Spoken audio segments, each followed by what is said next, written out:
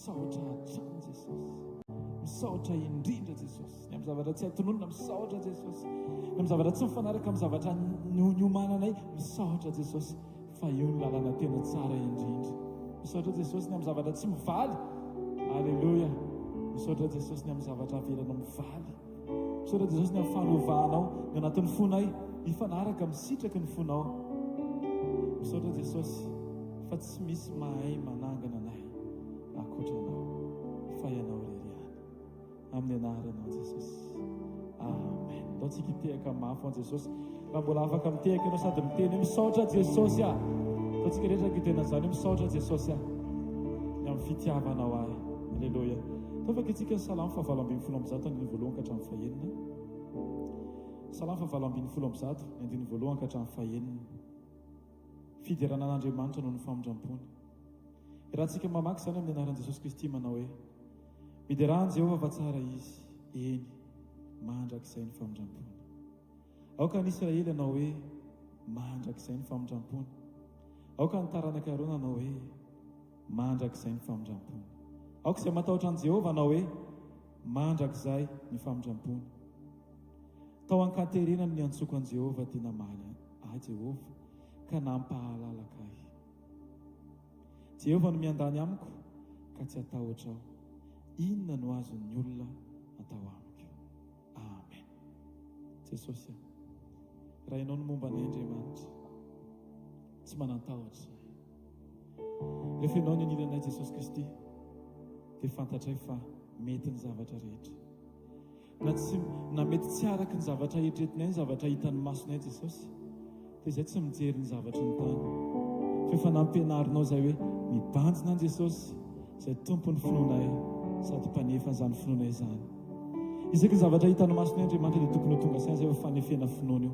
Isaky ny zavatra atrehanay Jesosy dia tokony atsapy izay miaraka ny fitarian'ny fanainao masina, fa tianao hitombo indray izahay, tianao hanahaka anao indray izay Jesosy, tianao ho tahaka anao ny fiteninay, ny fisainanay, ny fijerinay Andriamanitra.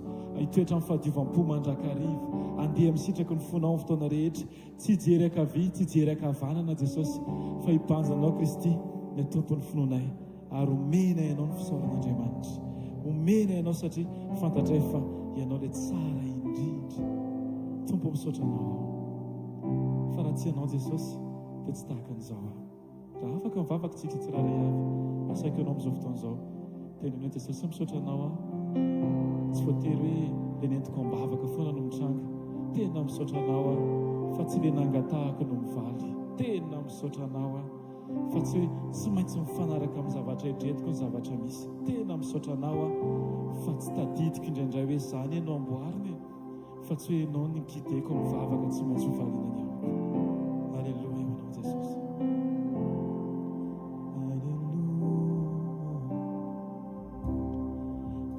Misaotra anao aho, ny fahasoavana,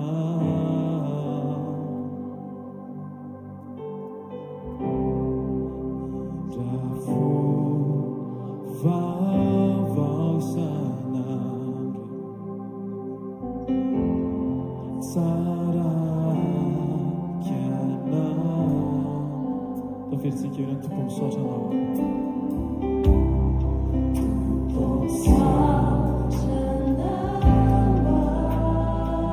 Mi fa suave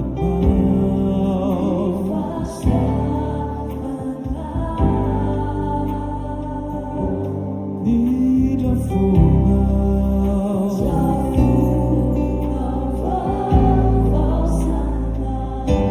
sarà ampio.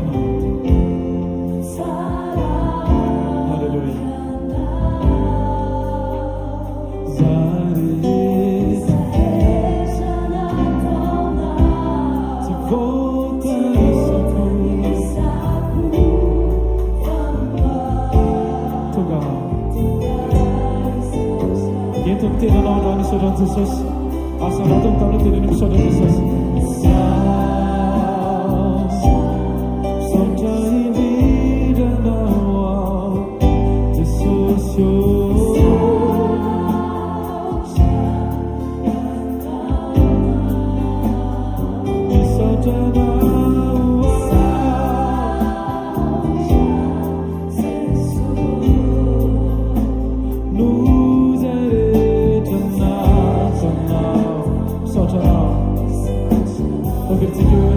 Toko misaotra anao aho.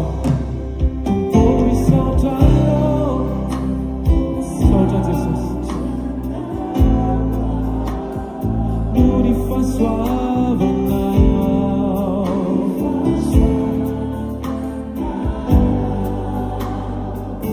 Indra fona vavasana.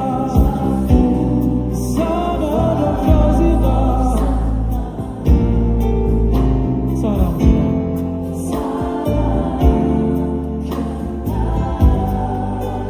Zay rehetra natanao. Tsy voatanisako. Fa maro izy ireo. Alleluia. Misaotra indrindra Jesosy. Misaotra indrindra. Misaotra ny amin'ny fitiavanao ahy.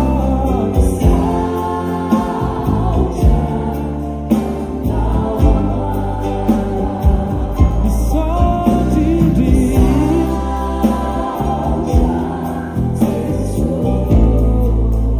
Nos zay rehetra nataonao. Sy zay mbola ataonao. Sy zay efa nataonao. Misaotra indrindra. Misaotra anao zahay. Misaotra anao misaotra.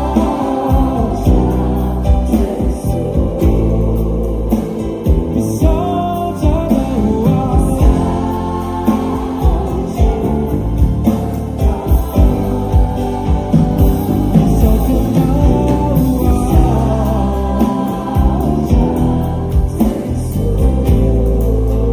Nos zay rehetra nataonao.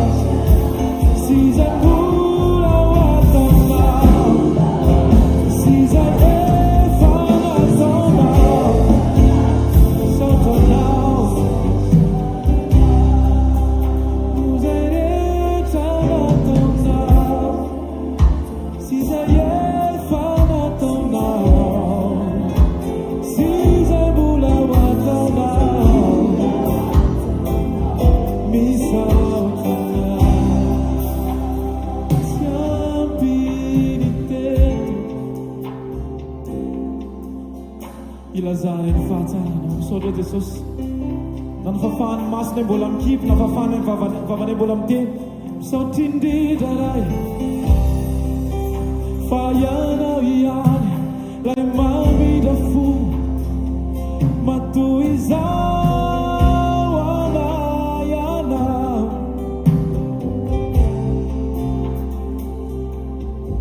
Raiso tompo voninahitra. Raiso ny fiderana. Raiso ny fisaoranay. Ianao no mendrika mandraky izay. Raiso ny fiderana. Raiso ny fiderana. Ianao no mendrika mandraky izay. Saraha tantananao. Totsika hideran'Andriamanitra androany. Maka ny vavanao isokatra fotsiny dia teneny hoe raisy Jesosy ny fiderana vao amin'ny foko androany. Jesosy io fantatro fa tsy ny feoko fa ny foko ny jerenao mialoha Andriamanitra. Fantatro fa tsy zavatra ivelany jerenao Jesosy. Fa zao la miavinao mangingina. Jesosy io ampy anay ianao Andriamanitra. Ampy tanteraka anay ianao Jesosy. Tsy hitady hafa izay Jesosy. Ampy anay ianao Andriamanitra. Tsy mila ankoatranao zay Andriamanitra.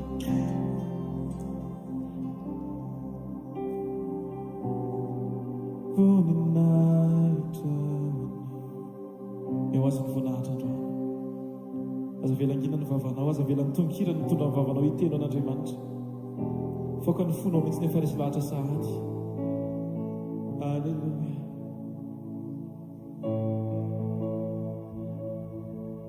Jesosy ianao ny tiako toetra. Tsy olona ny tiako toetra amin'ny fiainako Jesosy. Tsy ny fahaiza-manaoko Jesosy. Tsy za Jesosy. Fa ianao mihitsy Andriamanitra ny tiako toetra amin'ny fiainako. tsy mila afaka ohatranao Andriamanitra. Ampy tanteraka ianao Andriamanitra. Ampy tanteraka ianao Jesosy. Ianao Andriamanitra no tiako hitoetra amin'ny fiainana.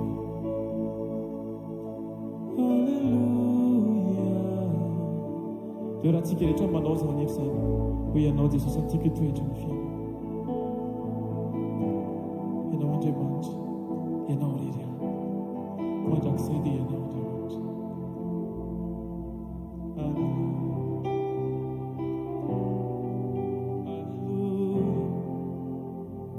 Resoni toerana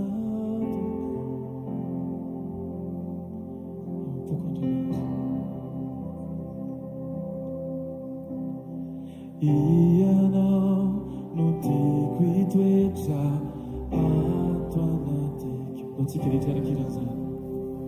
Ianao Tompo no tiako anapaka ny foko. Azavela isie isuntoeranao. Fonte umano tulanao ni fu anzana.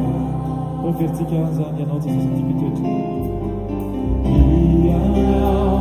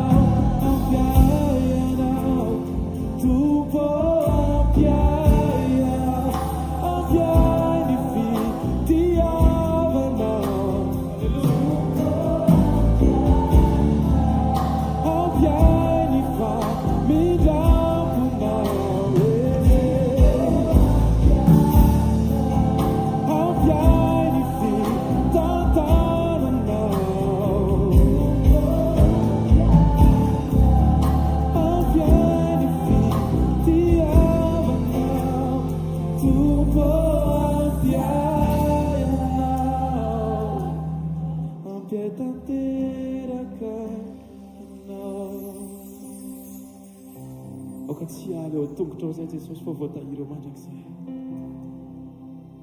satria eo ny fialofana tsara indrindra manay dia ny eo amin'ny fanatrehanao Jesosy, tsy ny eo amin'ny toerana mampetiny nofinay Jesosy, tsy ny eo amin'ny toerana izay mety tia ny olona isy anay tsirary avy Andriamanitra Jesosy eo, tsy anaiky tsony izay hoentin'ny olona, tsy anaiky tsony izay hoentin'ny nofo, tsy anaiky tsony izay hoentin'ny teny, fa anaiky izay Andriamanitra hoentin'ny teninao Kristy tariny fananao masy Jesosy eo, tany ny fonay mba voatahiry foana na ina zavatra mitranga Jesosy, aoka ny fonay Andriamanitra, aoka izay tsy hanendanja ilay teninao izay milaza hoe tandremin'ny fonareo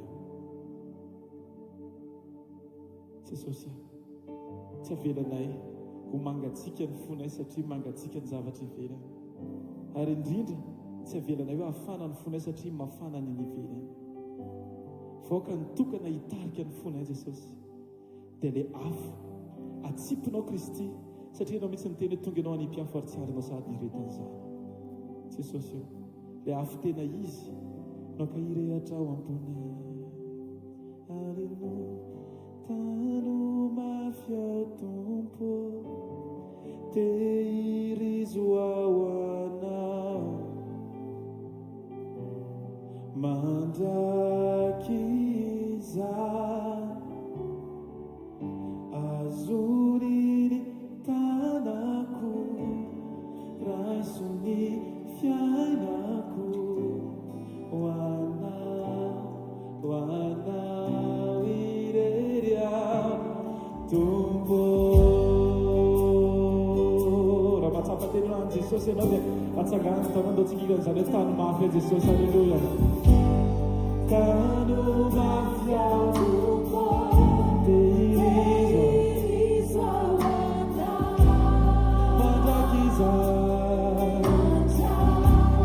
mandraky izany azoniny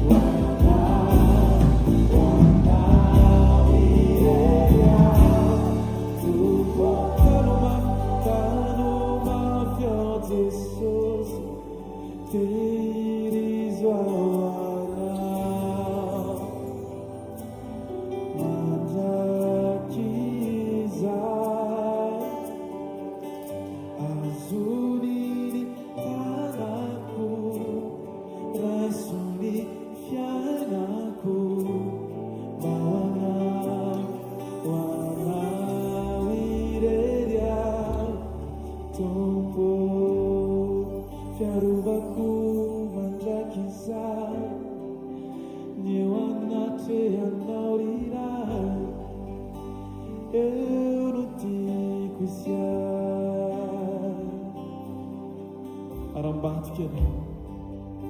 Aseda reraka iny a Jesosy. Ianao ny fiarovana mafy ho ahy. Tsy misy olona mahay manangana a Jesosy ankoatranao. Ny tenin'ny olona mety mampahery, fa ny tenin'ny olona tsy manova ny fo Jesosy. Fa ianao rehefa miteny dia misy zavatra vaovao Andriamanitra na dia tsirairay avy. Miteneny indray aminay Jesosy, arambadika ianao. Rasedra reraka iny a Jesosy. Alleluia. Tatsika hiankina mihoatra amin'Andriamanitra. Tatsika hitondra ny tenantsika. Tsy anaiko batain'ny situationtsika vao tonga eo tongotra Jesosy. Tsy anaiko batain'ny olontsika vao tonga eo tongotra Jesosy. Tsy anao tahaka an'ilay vehivavy tratra olona tanàna nijangajanga tanan'olo-kafa mibatana azy teo tongotra Jesosy. Fa za sy ianao ndao bataintsika mihitsy ny tenantsika.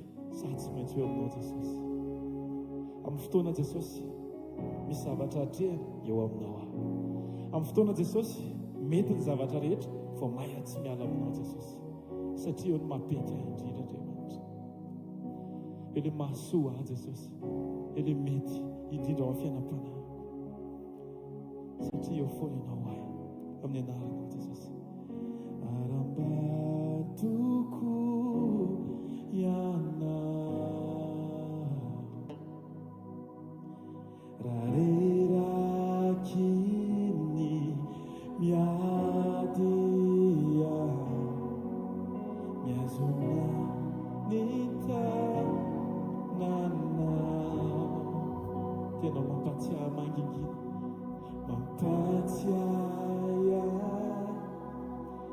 fa eo foana. Dao veritsika sara arambadika anao Jesosy.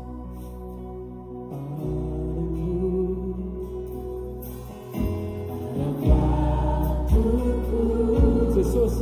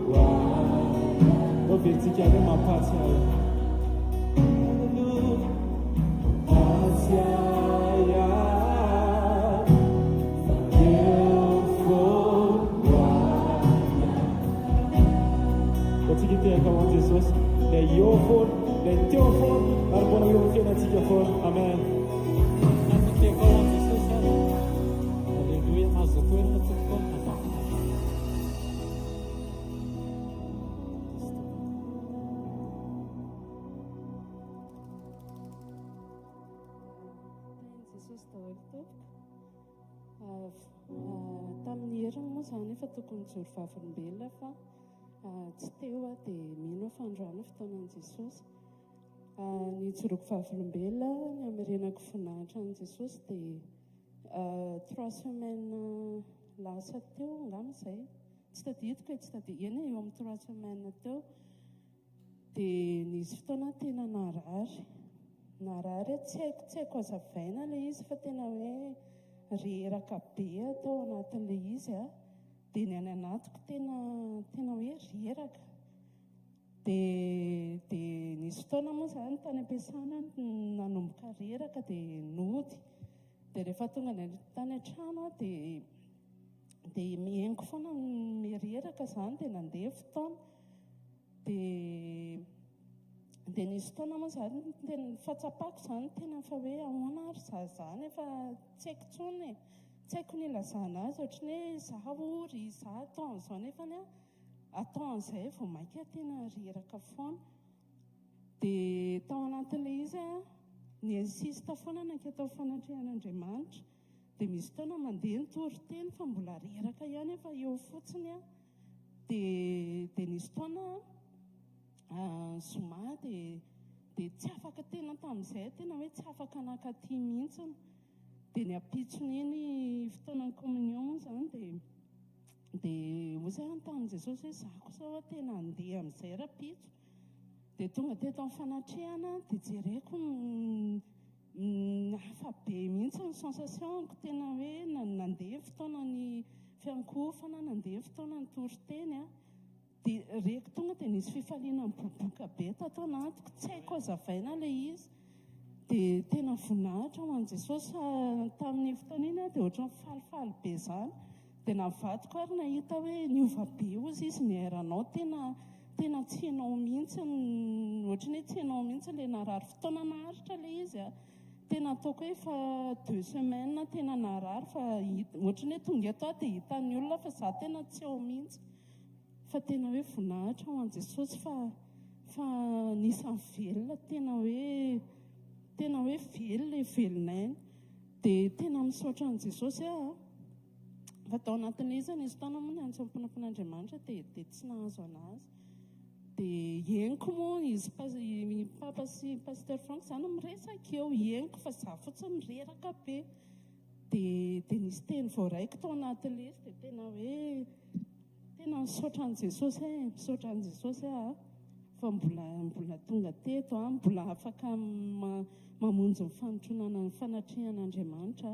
Dia ho azy irery ny voninahitra fa ny fahavelomako tena hoe tsy izaho fa Jesosy mbola ahafahako mijoro eto. Dia ho azy irery ny voninahitra.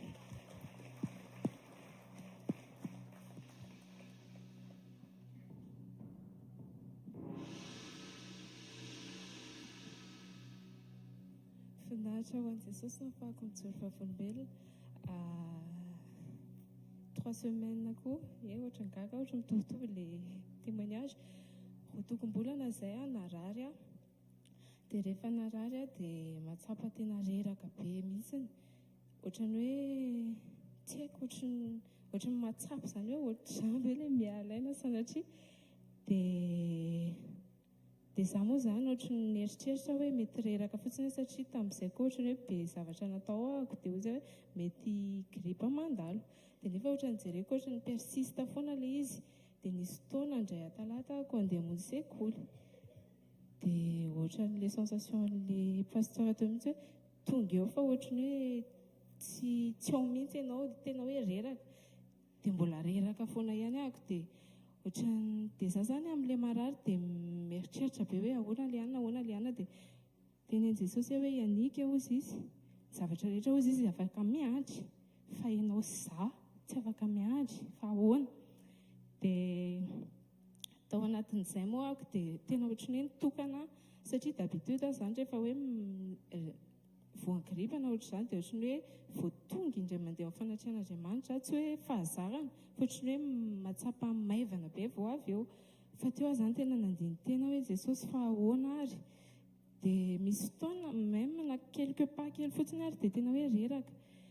Dia rehefa avy mivavaka ako dia teo izany tenen'i Jesosy hoe ianao hozy izy tsy mamela heloka. Dia nisy fotoana aloha toriteny dia avy eo nisy témoignage be dia be tao aorianan'izay hoe resaka famelan-keloka. Dia izaho izany teny hoe ohatran'ny tsy izaho izany. Ka ilay izy tena izaho mihitsy. Dia fa tsy mamela heloka ahoana ho aza Jesosy izany rehefa namela heloka izany ohatr'izao.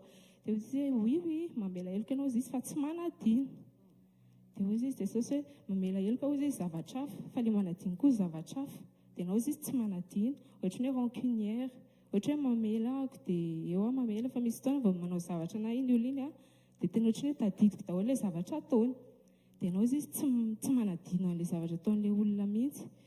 Dia teo izany dia nitomany hoe Jesosy izaho ve mbola ohatr'izany, izaho tsy te ohatr'izany. Dia tena tsapanao mihitsy ohatran'ny hoe ohatrany mihitsy ilay sensation hoe tsy haiko, ohatrany mihitsy Jesosy amintsika hoe izy tsy manameloka atsika, nefa maninontsika manameloka an'ilay olona nanao ratsy atsika. Dia teo tena vangina ianao izy mila mamotsitra. Dia ny ampitsony iny ny circonstance izay dia nitranga ilay izy, satria nisy olona naseho an Jesosy an'aloha hoe tia izy tsy mbola navelanao mihitsy ity olona ity. Dia misy circonstance ohatrao izy rehefa ohatrao ianao dia tsy mamela mihitsy. Marina izy hoe mamela ianao fa tsy manadiny mihitsy. Dia nitranga ilay circonstance any ampitso dia niakatra be ahako. Teo nampahatsiaro fany masina anao hoe izay mihitsy ilay toetranao izy. Dia teo zany dia nitomany hoe Jesosy fa maninona tsy mety afaka amin'izany, satria ohatrany hoe voageja amin'ilay izy ohatrany hoe vao misy zavatra kely na ilay olona ohatra hoe manana saina madio fa ianao tsy madio saina dia lasa ohatrany hoe voafatotra ao anatin'ilay izy ianao dia lasa ianao no marary fa ilay olona tsy miafekta anazy fa ianao no afekte dia ianao mijaly rery ao. Dia teo zany nampianarin Jesosy hoe anika ianao izy tena mila miala amin'izany toetra izany. Dia zaho moa zany tsy nety hijoro vavolombelona mihitsy ny ahako fa ozy Jesosy zaho tsy te hijoro vavolombelona raha tsy efa tsapako hoe maivana. Dia voninahitra ho an Jesosy fa androany zany ilay fotoana efa tsapako hoe maivana. Na misy ohatra izao ilay olona nanao zavatra zany, ohatra hoe misy zavatra ataony dia ohatrany hoe mety foana Jesosy, satria matoa misy circonstance ataony Jesosy mitranga dia indraindray koa tsy ilay olona mila miova fa tsika mihitsy ny aloha mila miova matoa, satria ilay circonstance tena hoe miverimberina be foana. Dia nandinika hoe tena mety za mihitsy angamba aloha mila miova izay vao ilay circonstance manodidina anahy. Dia voninahitra ho an Jesosy tao aorianan'ilay vao avy mivavaka ilay hoe amela heloka dia sitrana moa zany voninahitra ho an Jesosy.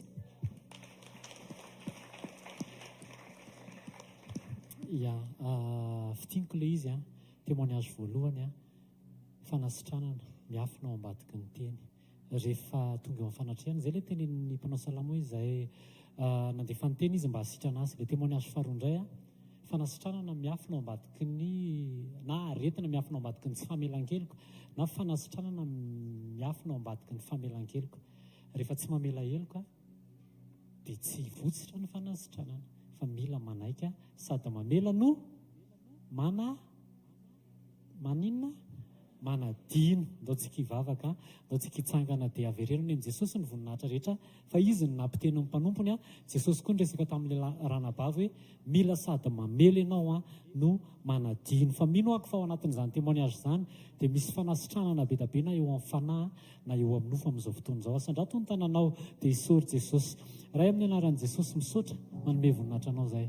Misaotra ny amin'ny témoignage, ny amin'ny fanasitranana rehetrarehetra Jesosy izay niafina tao ambadiky ny teny ary ny teninao dia nilaza fa nandefa teny ianao izay tsy iza fa ianao ihany mba hanasitrana anay. Misaotra ny amin'ny fisian'ny fotoana izay ahafahanay mandray teny sy mandray fanasitranana voalohany indrindra manasitrana ny fanahinay ary faharoa manasitrana ny nofinay. Misaotra koa Jesosy fa ny fanasitranana dia miafina ao ambadiky ny famelan-keloka. Rehefa manaiky izay mamela ary manadino tanteraka Jesosy ka tena voavela marina izay dia misitraka ilay fanasitranana ny fanahinay avy aminao ary eo ambadiky izay dia misitraka ny fanasitranana ny nofinay. Averinao any aminao Jesosy ny dera sy ny laza ary ny voninahitra rehetra mandrakizay amen. Ndao tsika tehaka mafy hidirantsika ao amin'ny teny. Aleluia. Kanto loatra Jesosy sady be fitiavana izy miarabantsika amin'ny zoma masina zao. Amen. Tsy ny zoma mo masina fa le fotoana mihitsy atsiarovana fa nisy anankiray mato antsika ny aritra noho ny fahotantsika sy ny famendrentsika ary raha tsy noho izy sy izay vitanao antsika tsy afaka hijoro eto akory za sy ianao fa na mifanasitranana antsika na mifanafahana antsika na mifamonjena ny fanahintsika dia satria izy sy noho izy ary ho azy irery any. Ahofany amin'ny lanitra ny taninao dia mitenena amin'Andriamanitra. Tiakasitraka sy tsaokanao Andriamanitra. Mifoko mankalaza anao ary ny fanahiko miankohaka eo anatrehan'ny fiandriananao fa mpanjaka mandrakizay anao. misaotra ny fitiavana sy ny famanginao amin'ny alalan'ny teny, fampaherezana manaitra anay. Misaotra koa ny amin'ny famanginao manokana ny zanakao tsirairay avy, izay porofom-panehoana hita maso fa nomenao ny fanahy dia afaka mibitsika, manangana, mampijoro, mamerina eo amin'ny sitraponao ny zanakao tsirairay avy ianao. Misaotra ny amin'ny vokatra menitaridalana feno sady velona ny mahery eo amin'ny fiainanay. Matory endretrireny no mitranga dia satria tsapanay sy fantatray fa noho ianao sy ianao miasa eo amin'ny fiainanay. Ampitaka-rivo ty mitenena aminay indray, tiandre ny feonao zay, manambara fahamarinana aminay, aoka izay teny rehetra voaraiko eto Andriamanitra avy aminao dia aina ho an'izay mahazo azy ary fahasalamana ho an'ny nofon-drehetra. Amin'ny anaran'i Jesosy, amen. Ndao tsika ity tanana mafy be ho an-toko, miangavy ianao ahazo toerana. Alleluia.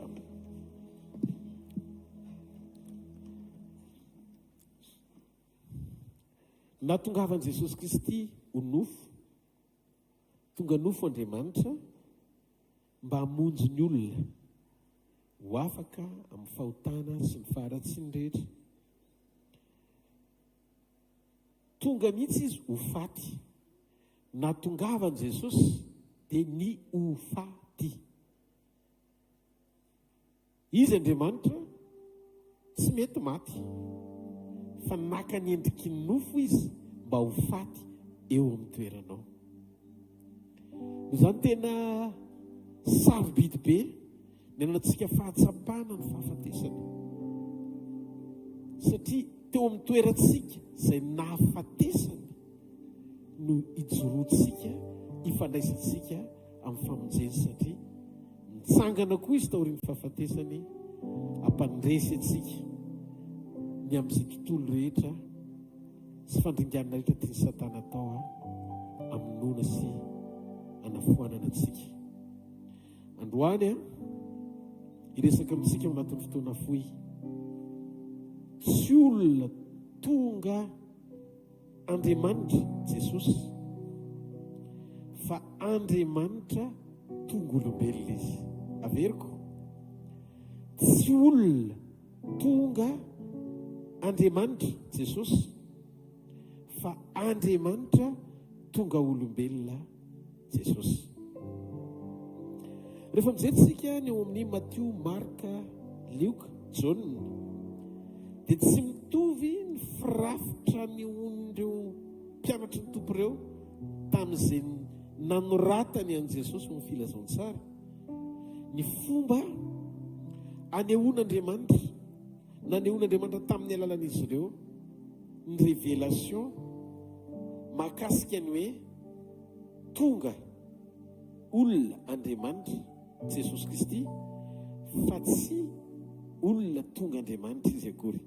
Matthieu zao dia nilaza ao Matthieu 1:1 ny filazantsara ny razan'i Jesosy, ny filazana ny razan'i Jesosy Kristy, zanaky Davida, zanaky Abrahama.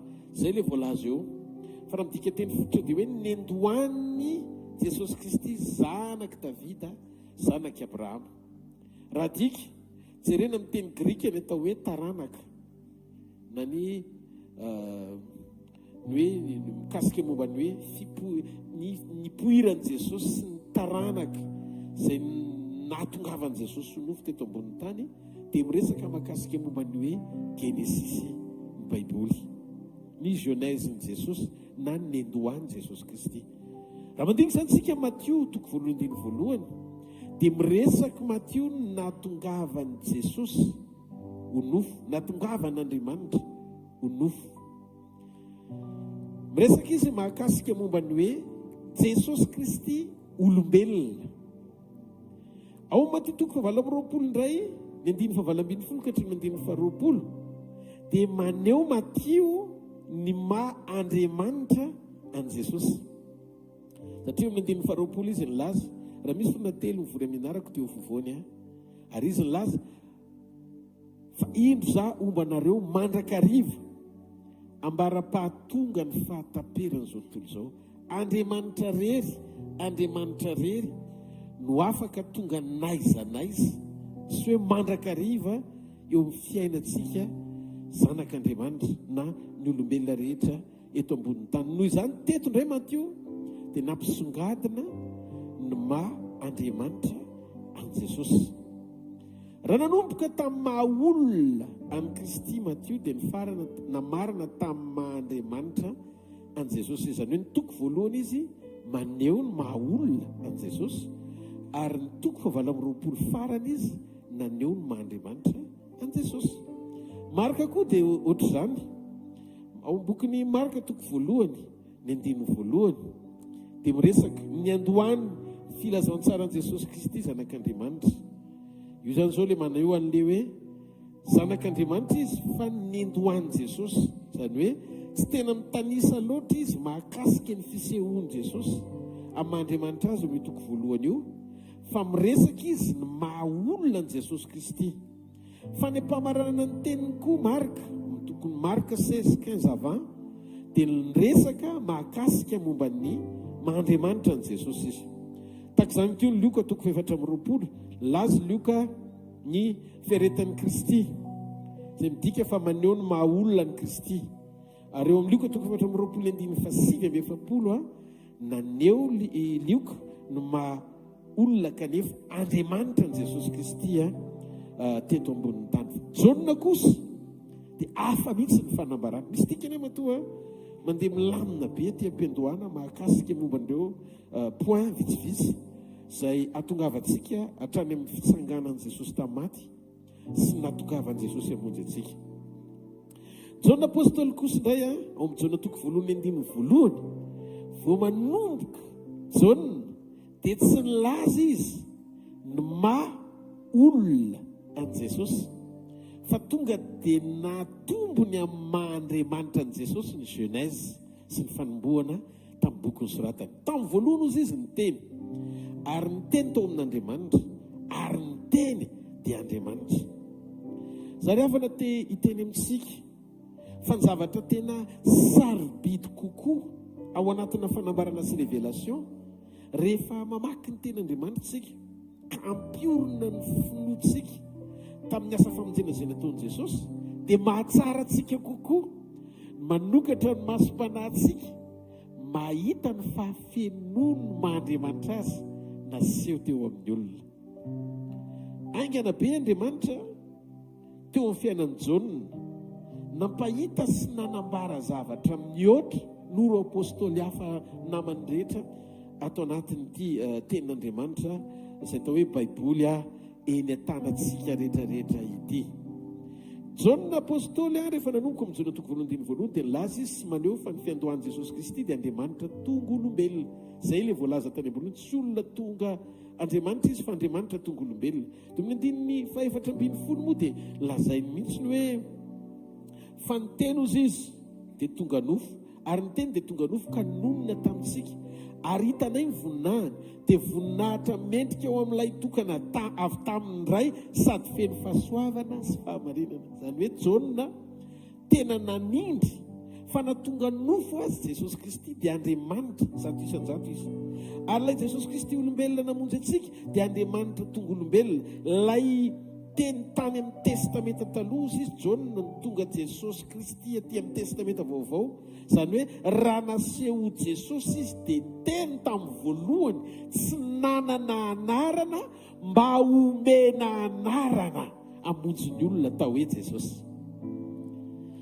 Jereo ny zavatra nisy tsy maintsy inotsika ireo fa ireo ny fototry ny famonjena. Jaona toko voalohany 9 teny Jesosy tamin'ny voalohany, tsy olona izy fa teny mpikasana sy teny paharina ny zavatra rehetra. Efa teo izy melohany natao amboaky mariazy, ary efa izy ny alohan'ny fisiny izay mitondra voninkazo teto ambonin'ny tany. Midika Jaona tena nametraka, eno tsara, Jaona tena nametraka ny lanjan'ny fisiny Jesosy sy ny nahatongavany ho Andriamanitra naseho teo amin'ny olona, fa tsy nametraka ny lanjan'ny fisiny Jesosy izy teo amin'ilay maha olombelona nisehon'Andriamanitra taminy. misy dikan'izay fomba fiteny somary lalindalina kokoa zay. Ao amin'ny Jaona toko voalohany voalohany dia mamerina amintsika ny testamenta taloha Jaona ny amin'ny hoe tamin'ny voalohany na tany am-piandohana midika fa ny Genèse dia teny Jaona hoe tao amin'io Genesis io dia efa tao talohany faharinany zavatra rehetra Jesosy. Misarika antsika Jaona ahita Jesosy ao amin'ny Genesis. Dia jereo ny zavatra nisoratany ombokony Jaona toko 9 ny filazantsara ny Jaona toko 9 nanomboka amin'ny 9:9. Inona ny zavatra nisoratany Jaona ao? Ravoravo Abrahama rainareo ahita ny androko ary nahita izy kafaly. Nahita izy kafaly. 9:7 dia hoy Jesosy taminy tsy mbola 10 taona akory ianao ka dia efa nahita ny Abrahama fa hoy Jesosy taminy lazaiko aminareo marina tokoa fony tsy mbola ary Abrahama dia izy enoy. Raha dika amin'ny teny anglisy dia hoe before Abraham was I am, zany hoe talohany nisiny Abrahama dia efa izy ahako. Io zany le sehoan'Andriamanitra ray tamin'i Moïse ao amin'ny testamenta taloha manondro an Jesosy Kristy hozy izy Jaona. Izaho zay izy. Izaho zay izy. Fony mbola tsy nisy tsy ary akory Abrahama dia efa izy izaho zay izy. I am that I am. Io la izao ny teny tamin'ny Mosesy tao amin'ny testamenta taloha. Io la izy talohany Abrahama. Jesosy Kristy zany la izao zay izy tao amin'ny testamenta taloha.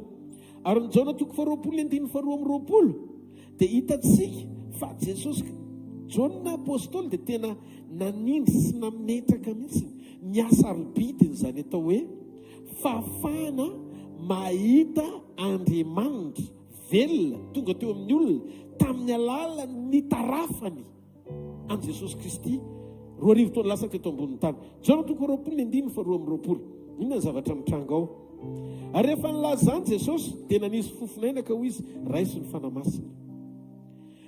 Jesosy Kristy dia tsy afaka nanisy fofinaina nampandray ny mpianany ny fanamasina raha tsy taoriany fitsanganany. Ary io endrika io dia maneho ny Genesis toko 2:7. Ary Andriamanitra dia nidina teo amin'ny vovoka, nanisy fofinaina teo amin'ny vovoka dia tonga olombelona. Le vovoka nasiana fofinaina, vovoka plus fofinain'Andriamanitra egalina endrika Andriamanitra atao hoe olombelona. Dia io ny dikan'io mitovy mihitsy ny dikan'io teny hoe fofinaina io ao amin'ny Jaona toko 2:2 sy ny Genesis toko 2:7 ao amin'ny dikateny fototra. Midika amin'ny teny grika hoe infosao, midika hoe fofinain'Andriamanitra. Fofinaina tamin'ny famoronana voalohany, ary koa mbola nanisy fofinaina izy tamin'ny famoronana faharoa. Ny fofinain'Andriamanitra zany dia maneho lay endriky ny fijoroan'Andriamanitra mampiditra ny olona ho any amin'ny tontolo fahariana vaovao. Rehefa raraka ny fahariana voalohany satria niodina tamin'Andriamanitra ny nofo, dia nanangana fahariana faharoa Andriamanitra ara-panahy teo amin'ny fiainan'ny olombelona. Ary taoriany fitsanganany tamin'ny maty Jesosy nanisy fofinaina rehefa resiny ny fahafatesana. Rehefa resiny ny fahafatesana. Ary Jaona dia manondro an Jesosy hoe ilay Andriamanitra ny testamenta taloha, ny afona taon'ny testamenta taloha, fa niara-nonina tamintsika sy naseho ny ariary teo amin'ny olona naka ny endriky ny nofo.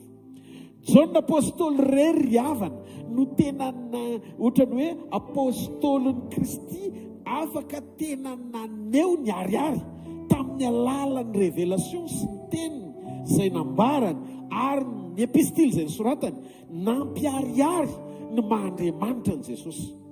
Amin'ny Jaona toko 7 ny 9:1 ka hatramin'ny 9:2. Jaona toko 7 ny 9:1 ka hatramin'ny 9:2. Rehefa nilazany Jesosy dia nandrora tamin'ny tany ka nanao feta tamin'ny rora dia naoso ny mason'ilay jamba. Ary Jesosy taminy andeana sasao masonao ny amin'ny fariny Siloam izay tao hoe raha dika ny rahany dia lasa sisika nanasa dia niverina nahiratra. Koa izay nifanolotra taminy sy izay nahita azy ka napangataka izay nahita azy fampangataka izy taloha dia nanao hoe tsy izy va ilay mipetraka nangataka. Dia hoy ny sasany izy ty, fa hoy ny sasany tsia tahaka azy ihany. Ary hoy izy koa izy izao no izy, fa tahaka azy ihany. Ary hoy koa izy izao no izy. Dia hoy ny olona taminy ahoana no nahiratany masonao?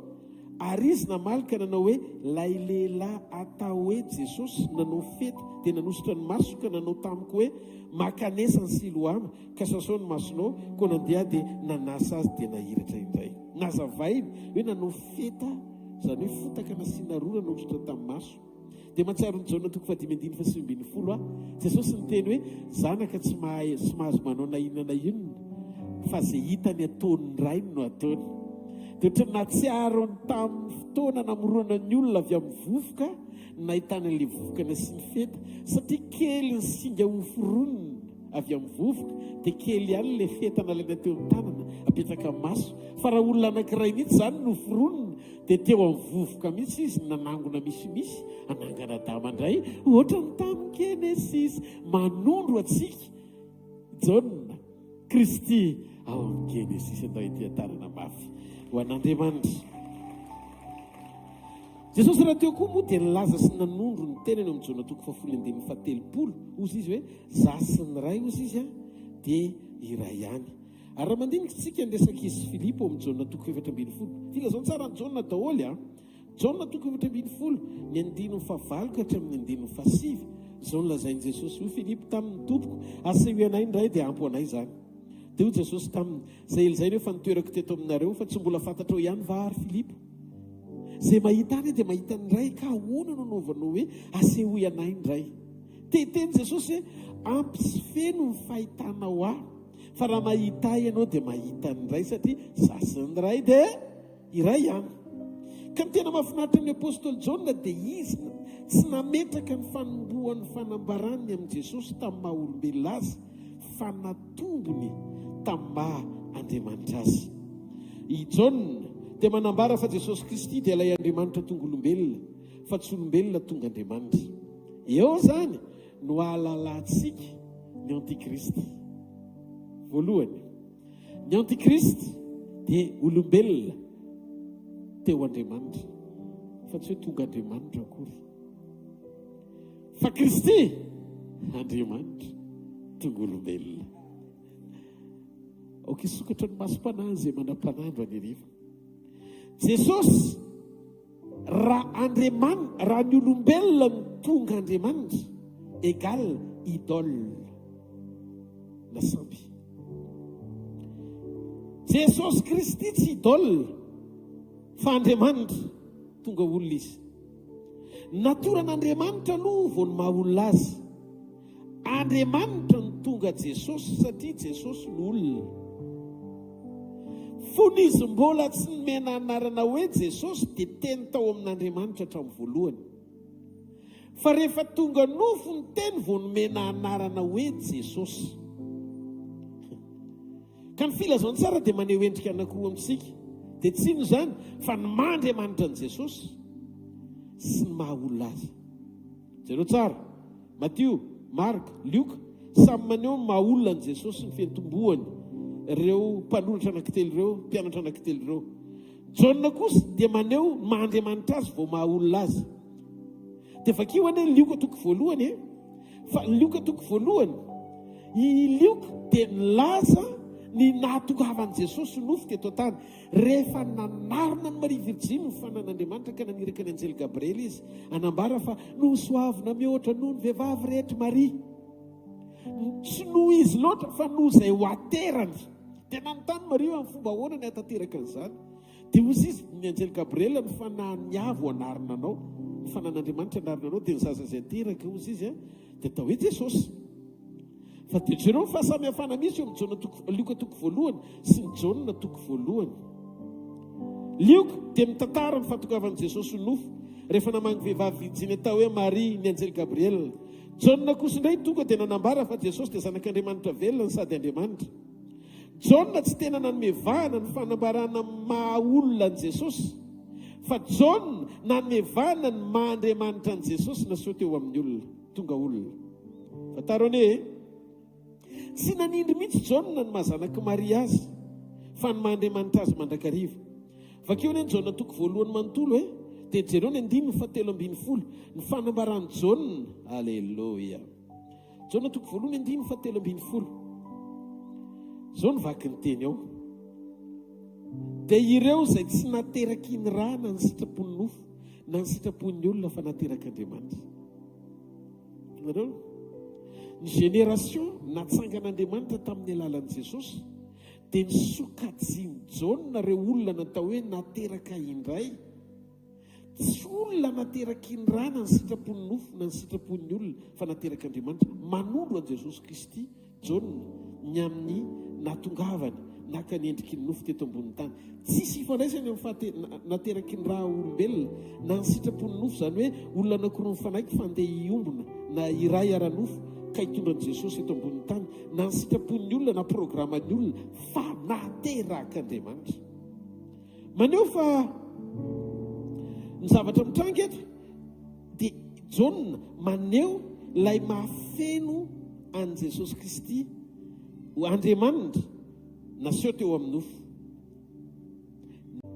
Tsy nateraky ny rà midiky, tsisy nanatitra, tsy naterina tao akibo izy, fa nidina ao ambohaka izy.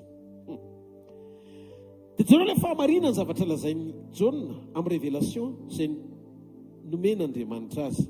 Amin'ny Jaona toko 4:17. Ary tsy nisy niakatra ho any an-danitra io Jesosy, afa-tsy ilay nidina avy tany an-danitra dia ny zanak'olona izay ny an-danitra. Zany hoe natongavany tao ambohaka sy naterin'olombelona fa nampidinina avy any an-danitra. Atsaka ny an-tanan'izay mandray. Ary amin'ny Jaona toko 9, ny Jaona toko 9 dia mbola maneho ny 9:7. Ozy izy, fa tsy nidina avy tany an-danitra mba hanao ny sitrapoko, fa ny sitrapony izay naniraka. 9:7 ka hatramin'ny 9:12. Dia nymonomonina tamin'ny Jesosy ny Jiosy satria izy nanao hoe izao ny mofo izay nidina avy tany an-danitra. Dia ireo tsy le io Jesosy zanak'i Josefa izay fantatsika ny raha aman-dreniny ahoana ny tenovany ankehitriny hoe nidina avy tany an-danitra hono izy. Tsy zakany zareo le hoe nidina izy. 9:10 jerentsika ozy izy ny tenin'Andriamanitra. Izao no mofo velona izay nidina avy tany an-danitra. Raha misy nihinana ity mofo ity dia ho velona mandrakizay izy. Ary ny mofo izay homeko dia nofoko ho fiainan'izao tontolo izao. 9:10. Inona ny zavatra mitranga? Ity ny mofo izay nidina avy tany an-danitra. Tsy tahaka ny razana izay ninona nefa maty any, fa izay ninona ity mofo ity dia ho velona mandrakizay. Jaona no apôstôly nitondra izany fanambarana izany mazava tsara tamin'ny filazantsara izay nisoratany. Jaona apôstôly dia nametraka sy nandray an'i Maria ho fantsom-pahasoavana. Enoy, ho fantsom-pahasoavana fa tsy renin'i Jesosy loatra Andriamanitra ny Jesosy. Tena jereo tsara ny zavatra mitranga amin'ny filazantsara izay nisoratany. Asadinoana ny Jaona toko 2 manomboka amin'ny 9:7 ka hatramin'ny 9:5. Jaona toko 2 manomboka amin'ny 9:7 ka hatramin'ny 9:5. Ary rehefa lany divay dia hoy ny renin'i Jesosy taminy, tsy manana divay izy, dia hoy Jesosy tamin'ny rahavehivavy, mofa ninona koa zasy ianao, tsy mbola tonga ny fotoako. Zany hoe Jaona zany tena nanoratra amin'ny kipitsony mihitsy ny teaneo ny mahatombontsoam-pahasoavana maha olombelonan'i Maria mitondra voaka an Jesosy, fa tsy nitsindriny mihitsy no mahareniny azy. Aloha azava tsara ty resaka ty. Ary zany no inoko fa Jesosy tsy nanankina ny Maria tamin'ny mpianatra hafa ankoatran'ny Jaona rehefa teo amin'ny hazo fijaliany Jesosy. Dia ndao anaraka tsara tsika ny lalana anokafana ny fonosy ny masom-panahinao androany, alala ny zava-miafina ambadiky ny herin'ny fitsanganana sy ny tanjon'i Jesosy natongavany nonofo avy amin'izay ny nanehoany Jesosy tamin'ny Jaona tamin'ny azo fijaliana nanolorany azy ho zanaky Maria sy nanolorany any Maria ho reniny Jaune. Zao natoko fa 7 zao natoko fa 7 ny 5 ka hatramin'ny 7 tenena foana aminay Andriamanitra. Ary noho nitan'i Jesosy ny reniny sy ilay mpianatra tia ny janona teo, dia hoy izy tamin'ny reniny, raha vehivavy indro ny zanakao. Ary koa izy tamin'ilay mpianatra, indro ny reninao. Ary tamin'izay ory izay dia noraisin'ilay mpianatra ho any amin'ny Maria. Fa maninona tsy nameny Jesosy amin'ny Petera Maria sy ny konfiany taminy? Maninona tsy nomeny any Jakoba samy akaiky azy ireo? Fa maninona no nomeny any Jaune? Satria ny antony inoko fa zay tombony nananany Jaune zay ara-panambarana sy fahitanany amin'ny Jesosy, nametraka ny maha-Andriamanitra ny Jesosy no nahatonga ny Jesosy nilaza teo amin'ny azo fijaliana hoe satria Jaune no afaka ampionona sy ampitraka ny Maria sy ampatsiaro azy ny amin'ny Jesosy, fa tsy le olona nateraka ao io fa Andriamanitra hitondra famonjena. Dia nankiny Jesosy tamin'ny Jaune Maria, zany hoe ny olona misokatra ara-panambarana mametraka ny lanjany maha-Andriamanitra ny Jesosy naseho teo amin'ny nofo no azahoan'Andriamanitra antoka anakinana adidy sy andraikitra goavana ny amin'ny fanjakan'Andriamanitra sy fanomanana ny fiangonany ho abakarina. Tsy marety eka ao an'Andriamanitra. Noho io fanambarana mazava sy marina tamin'ny Jaune apôstôly io ny amin'ny Jesosy Kristy, dia azon'i Jesosy antoka fa ampy ampaheren'i Maria ny fahatakaran'i Jaune ny amin'ny Jesosy Kristy sy ny famonjena. Ary mila fantatsika tsara fa Maria tokoa dia mitovy amin'ny mpianatra Jesosy, satria fantsona nitondra azy sy volana izy tao am-boaka. Ary rehefa nanirika ny anjely Gabriel Andriamanitra hiteny tamin'ny Maria, dia hoy izy hoe arahaba rilay no asoavina. Ny soavina mihoatra noho ny vehivavy rehetra ianao manatombo ny dikan'izay, tsy noho ianao fa nolay nateraky ny kibonao satria tsy mbola vita ny famonjena. Teo am-piterahana an' Jesosy Maria, tsy mbola vita ny famonjena. Noho izany Maria dia niandro ny fotoana taorian'ny fitsanganan'i Jesosy tamin'ny maty vao nateraka indray sy ny fenona ny fanamasina. Le nanaronana ny Maria tsy ho azy fa noho ny fahatongavan'i Jesosy tao am-boaka. Midiky fa nanampiasaina be aza Maria ka tsy nandalo ny hevitra amboniny rihana, nateraka indray taoriany fitsanganan'i Jesosy tamin'ny maty, dia tsy nandray ny famonjena izy ary tsy tonga zanak'Andriamanitra izy. Ahoana no mahatonga milaza an'izany? Pastera, sahabe no miteny an'izany. Tena saha miteny an'izany, satria nasehon'Andriamanitra atao anatin'ny soratra masina ny fahamarinana rehetra mahakasika momba ny herin'ny fitsanganany tamin'ny maty, izay hanangana ny atsika ho zanany rehefa nanaiky tsika ho ateraka indray. Io no midiky, tsy voatery ho zanak'Andriamanitra ny olona izay ampiasain'Andriamanitra, fa zay nateraka indray an' Jesosy ihany ny zanany. Dika hoe fandraisana an' Jesosy dia olona nanaiky ibebaka, iaiky ny fahotany, nanolotra ny fiainana an'Andriamanitra ary nijoro sy nanolotra ny tenan'Iray manontolo ho an'i Jesosy Kristy. Noho Jesosy sy ny fanompony Maria no nahatonga azy nandalo ny Loka toko voalohany ny 5:5. Loka toko voalohany ny 5:5. No Jesosy no nahatonga an'io teo amin'ny fiainan'i Maria. Ary ilay anjely namalaka no tamin'ny hoe ny fanahy masina no tonga ao aminao ary isy herin'ny avo indrindra hanaloko anao, koa ny masina izay ateraka dia atao hoe zanak'Andriamanitra. No Jesosy Kristy. Fa Maria tsy maintsy isan'ny mpianatra Jesosy rehefa vita ny mission ka tonga Jesosy. Tsy maintsy ateraka indray sy finoana amin'ny fanahy masina izy ao amin'ny famonjena. Izy ho an'ny Maria le faharoa, fa ho an'i Jesosy le voalohany. Tsy Maria tiaka ho an'Andriamanitra. paster Adolphe fa ahoana ny asa inao miteny an'izany fa taiza koa ny nisy an'izany asan'ny apôstôly toko voalohany ny 7:10 ka hatramin'ny 7:11. Ary rehefa tafiditra izy dia niakatra ho any an-trano ambony efitra ambony izay fitoerana dia ny Petera sy Jaona sy Jakoba ary André, Filipo sy Tomasy, Bartolomeo sy Mateo, Jakoba zanaky Alfeo sy Simona Zelota ary Jodasy zanaky Jakoba. Ireo rehetra ireo ny ray saina nahatra ny vavaka ambany vehivavy sy Maria reny Jesosy ary ny rahalahy. Izany hoe 20 tao amin'ny efitra ambony rihana izany tao koa Maria. Ary rehefa feno fanamasina ny mpianatra dia niara feno tao ry zareo. Midika fa tsy maintsy nateraka indray ny fenona ny fanahy Maria, fa tsy ampy le voalohany nandraisan'ny Maria sy ny fahafenona, satria iny tsy ho azy fa fahasoavana no Jesosy. Todika ho antsika mpanompon'Andriamanitra, aza mitoky hiatika an' Jesosy rehefa hiala eto ka ho ampakarina ny amin'izay fampiasan'Andriamanitra anao. Mety misy tombo asoavana ahafahan'Andriamanitra mampiasa anao manangana hatramin'ny maty, maminany amin'ny fomba goavana, fa tsy izany no ahalalàn'Andriamanitra anao, fa ny mazanaka Andriamanitra anao. Matory Baiboly ny tenin'Andriamanitra milaza Jaona ny rahany ao amin'ny 9:12 Jaona toko voalohany, ireo izay tsy nateraky ny rà na sitrapony olona na teo amin'ny nofo, fa nateraka Andriamanitra. Le tena vrai zanak'Andriamanitra dia tsy olona aingana milatsaka anefa ny sitrapony nofo, fa mijoro ho amin'ny sitrapon'Andriamanitra.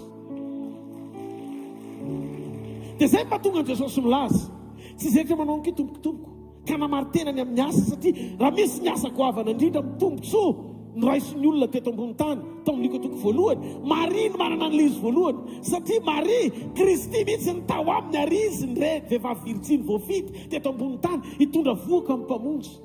Fa zao tsy tafity izy tany amin'ilay antom-pisina ny ilàn'Andriamanitra azy raha tsy tanteraka sy nandalo ny pasazy ny new birth na fahatera vaovao. Tsy maharety eka ao an'Andriamanitra. Halleluja! Ka isika rehetra fantsona mitovy amin'ny fantsona rehetra ihany, fa ny tombony ho antsika ny fanekentsika ho ateraka indray, satria Jesosy tsy hoe tamin'ny fotoana nahatongavany teto an-tany vao nanomboka nanatanteraka ny asa famonjenantsika, fa izy dia efa talohelan'ny Maria, satria Maria créature fa Jesosy créateur. Izy le parole créatrice, izy le teny mpamoronana hatramin'ny voalohany, izy ny antom-pisiny zavatra rehetra, ka ny fanekensika ampidina azy amin'ny fihetsem-po ho taranak'olombelona dia fahadisoana, satria ambony lavitra sy mihoatra noho izany ny toerana misy azy, izy lay teny tonga nofo niara-nonina tamintsika, nanaiky ho faty eo amin'ny toerantsika, tonga sy nidina mba hamonjy atsika. Maty izy, satria tsy nety maty izy raha tsy tonga nofo izy. Nidina izy fa tsy nitorotoronina. Tsy naterina tao amboaka izy fa nidina tao amboaka izy. Tsy nalalaota izy sady tsy nanota izy, tsy nanatsizy izy fa fahamarinan'Andriamanitra izy. Feno fepetra am-pahamasinany tamin'ny nahatongavany teto ambony tany, naseho teo amin'ny endrika Jesosy hita maso, le tena endrika Andriamanitra tsy hita maso. Izy tsy tahaka ny Adamo natao tahaka ny endrika Andriamanitra, fa izy lay tena endrika Andriamanitra indrindra.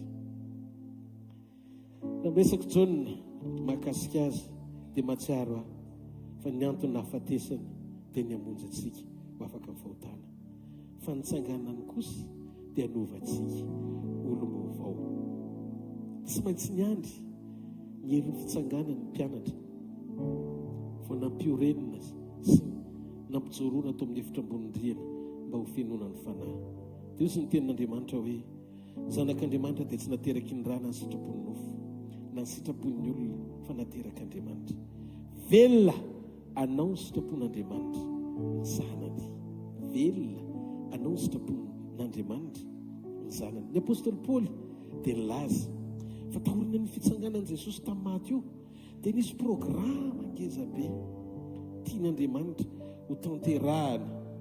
Voalohany indrindra ny 1:12 amin'ny Korintiana 1:12 ka na izao na ary zareo dia araka izany ny fitorianay, ary izany koa araka izany koa no inonareo. Ary raha Kristy aza izy izy nitoriana fa natsangana tamin'ny maty, ahoana ilazany sasany eo aminareo fa tsy misy fitsanganany maty? Fa raha tsy misy fitsanganany maty na dia Kristy aza dia tsy natsangana. Ary raha tsy natsangana Kristy dia foana ny toroteninay ary foana koa ny finoanareo. Ary dia hita ho vavolombelona mandaingana amin'Andriamanitra izay, satria efa nilaza fa Andriamanitra nanangana ny Kristy, nefa raha tsy natsangana ny maty dia tsy mba natsangana izy. Fa raha tsy natsangana ny maty na dia Kristy koa azy dia tsy natsangana. Ary raha tsy natsangana Kristy dia foana ny finoanareo ary mbola eo amin'ny fahotanareo ihany ianareo. Dia jereo le fahamarinan'le teny eo. Ny fitsanganan'i Kristy tamin'ny maty zany no porofom-panehoana mahafeno ny fepetra mazanak'Andriamanitra an' Jesosy. Raha tsy nitsangana izy fa nijanona teo amin'ny fahafatesany fotsiny dia mety nanao fahagagana be izy, nateraka iry Virjiny. Fa raha tsy nitsangana tamin'ny maty izy dia tsy misy famonjena sy fanantenana ny mandrakizay ho antsika fiangonana, satria ny fiangonana dia teraka tamin'ny fitsanganany tamin'ny maty. Foana ny toroteny, foana ny finoana, ny famonjen'ny olombelona rehetra tsy nisy antony, satria ny fandreseny teo amin'ny toerantsika, ny fahafatesana sy ny heriny no antoka lehibe ho antsika amin'ny famonjena sy finoana ny fiainana mandrakizay. Ny antony dia tsotra, fototry ny fandresentsika Jesosy, satria izy tokana anefa ny finoantsika. Izy no ohatry ny finoana sy tompo ny finoana ary mpanefa ny finoana. Hebreo 12:12 banjina ny Jesosy tsika izay tompo sy mpanefa ny finoantsika. Rehefa tamin'ny fotoana mbola tsy nitsangana Jesosy fa niandry fotsiny tao am-pasana telona amin'ny mpianatra tsy nahita azy nitsangana, tsy hitan zareo nitsanganana dia jereo zavatra nitsanga. Fa ny verin-dalina daholo ny mpianatra, tsy voazo ny mirakla hitany hatramin'ny Lazarosy maty efarany ny hitany zareo. Fa maninona ry Petera zany dia anjony tonga dia kivy be na nalakanjo. Adiny daholo ny teny Jesosy, tsy mpanjony trondrotsony ianao manomboka androany, tsy mpanarato olona amin'izay no rato. Tsisy olona ratovony zany fa lasa izy hiverina nanjony, lasa izy ny lehibe dia aloha amin'izay mba hivaralila amin'izay fa efa ely izay nanompony izay. Zavatra koa io azafatra mpitady an'Andriamanitra amin'ny fahaiza-manony fotsiny na manorina finoana mirakla zany ianao. Tsy maintsy mihety ianao mametraka ny toerany ao anaty communion mba hahafahan'Andriamanitra mitahiry ianao mandra-piavana. Tsy mahareheteka ao an'Andriamanitra. Petera miverina ranjony, rava ny assemblée.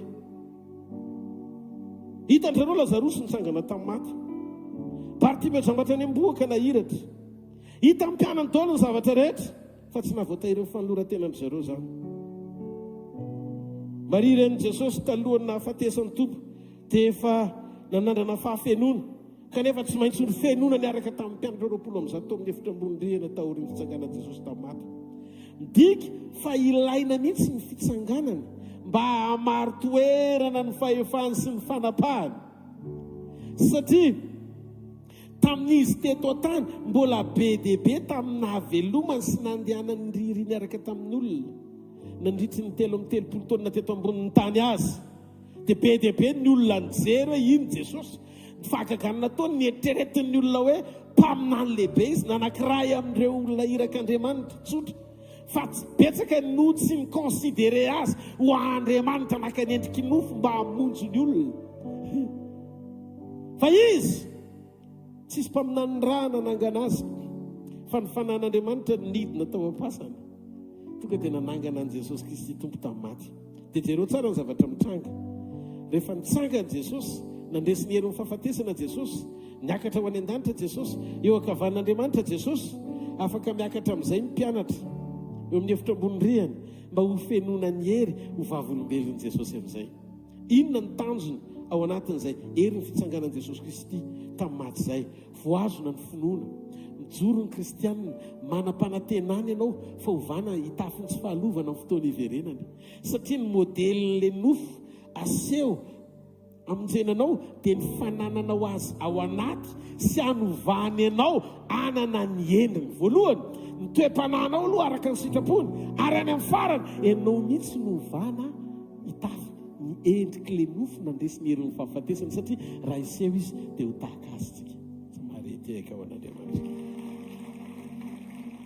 Inona ny programan'Andriamanitra ny tamin'ny nahatongavany ho nofo sy nitsanganany tamin'ny maty? Efesona toko voalohany 5:17-20. Ary noho izany, izaho koa rehefa nandreny fonareo ny amin'i Jesosy izay hitan'ny olona masina rehetra, dia tsy mitsahatra misaotra noho ny aminareo ka mahatsiarinareo amin'ny fivavahako, mba omen'Andriamanitra rain'i Jesosy Kristy tompontsika, rainy voninahitra ao nareo ny fanahy fahendrena, fanambarana amin'ny fahalalana ny Jesosy tsara, ary mba hampahiratina ny mason'ny sainareo, mba ho fantatrareo izay fanantenana avy amin'ny fiantsosy izay areny voninahitry ny lovany ao amin'ny olony masina, ary fioarany fahalebiazan'ny heriny ho antsika izay mino araka ny fiasan'ny heriny faherezany. 20 izay nataony tao amin'ny Kristy tamin'ny nananganany azy tamin'ny maty sy nampitoerany azy eo tana-kavanana ny an-danitra, ambony lavitra noho ny fanapahana rehetra sy ny hery sy ny fahefana rehetra sy ny fanjakana ary ny anarana rehetra izay tononony tsy amin'izao fiainana izao ihany fa amin'ny ho avy koa, dia mampanaiky ny zavatra rehetra eo ambany tongony izy ka nanao azy olohany hanapaka ny zavatra rehetra ho an'ny fiangonana ianao zany fiangonana zany, izay tenany dia ny fahafenoana izay mameno izao zavatra rehetra izao amin'ny rehetra. Ny fiangonana dia tadidio tsara isika no antony no nitsanganany, satria nataony ho atsika le fandresena tao ambadiky ny fanapahana izay nananganany ray azy tamin'ny alalan'ny fanahany. Romana toko 4:1-20 tondron'ny Paoly mihitsy isika. Romana toko 4:1-20. Ary raha ny fanahy izay nanangana an'i Jesosy tamin'ny maty no mitoetra ao anatinareo, dia izay nanangana an'i Kristy Jesosy tamin'ny maty no amelona ny tenanareo mety maty amin'ny fanahy izay mitoetra ao anatinareo. Io mamelona ny tenany io nananantsika ny fanantenana amin'ny fanasitranana. Io nanantsika fanantenana amin'ny fananganana ny tena maty amin'ny fotoana nenon'ny trompetra anovany antsika, satria le fanananangana azy maty tao am-pasana ihany le fanahy ao anatinao anangananao rehefa nenon'ny trompetra. Tsy mareteka ho an'Andriamanitra.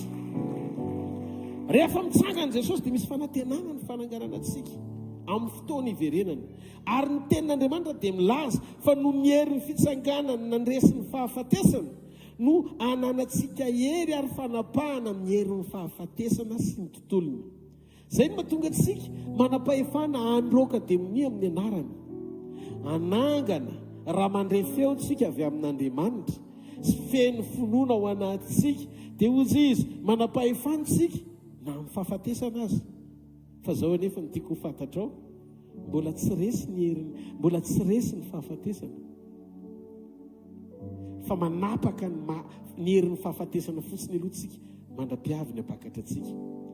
Fa amin'ny fotoana iverenany anovany antsika hitafiny tsy fahalovana, vao resy ny herin'ny fahafatesana, izay vao levona ny fahafatesana. Ndaso aloha averiko kely Korintiana 2:5-20. Korintiana 2:5-20 so miteniteny foana. Alleluia. Ny 9:4-20. Ozy ataoko hatramin'ny 9:2-20. Fa vetivety toy ny ray mpimaso rehefa maneno ny trompetra farany, dia hovany sika rehetra fa ho tsofina ny trompetra, ary ny maty atsangana tsy ho lo intsony, ary sika hovana. Ao tsy ho lo intsony, vitatreo zany ny tantaran'ny fahaloavana. Fa ity mety lo ity tsy maintsy hitafiny tsy fahalovana, ary ity mety maty ity tsy maintsy hitafiny tsy fahafatesana.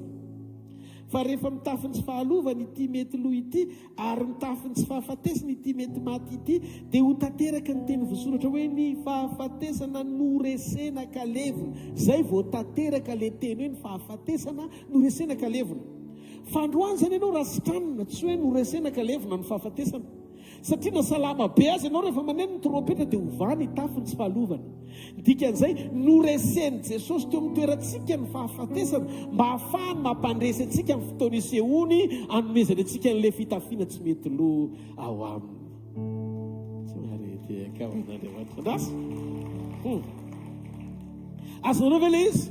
Zao zany tsika manapaka amin'ny herin'ny fahafatesana, vavaka ao marary tsika dia ho sitrany reny.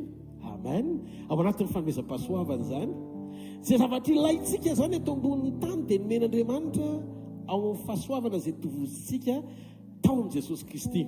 Zay no mahatonga antsika tsy afaka miambo izara fahasoavana avy amin'ny osotritsika, osotra be osotra, mpanasitrana miantso.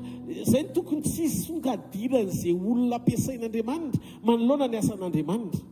Fa rehefa miseho ny asan'Andriamanitra dia aoka Jehovah hifaly amin'ny asany.